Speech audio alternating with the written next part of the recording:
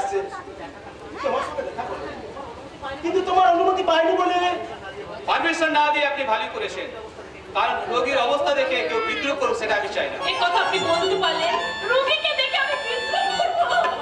লাভ হবার কি আছে? আপনাদের অসাধ্য কিছুই নেই। টাকার ছড়ে আপনারা ঘরেকে সহায়ক জ্ঞান করেন। আপনাদের বিচারে গরিব মানুষ আর পথের রাস্তা কুকুরের কোনো মধ্যে ফারাক নেই। প্রতীকবাবু চুপ করুন, দয়া করে আপনি চুপ করুন। এই কথা আপনি বলবেন না। তোমরা তাহলে কথা বলো বাবা, আমি এখন আসি। হ্যাঁ জগন্নাথ বাবু, আপনি এখন আসুন। এই কদিনে আপনার অনেক ক্ষতি হয়েছে, তার জন্য আমি আপনার কাছে ক্ষমা চাইছি। তুমি কি বলছো বাবা? আমি পথের মানুষ, আর উনিও তাই। তাই ওনাকে সাহায্য করা আমার কর্তব্য।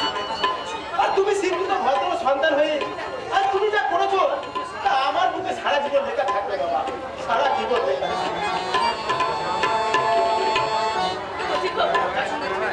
হ্যাঁ যাক শুনুন, রোগী 12 নম্বর বেডে আছে, ইচ্ছে বলে আপনি গিয়ে দেখতে পারেন।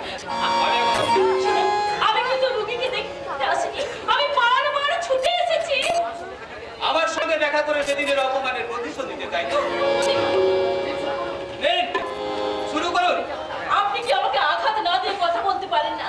আমি কি কোনোভাবে আপনার ক্ষমার যোগ্য নই? ক্ষমা করার কোনো প্রশ্নই আসতে পারে না, কারণ আপনার কাছে আপনি যা করেছেন আমার কাছে তার সাথে কোনো অপরাধী নয়। তাহলে বড় আমাকে তুমি ফিরিয়ে দেবে না?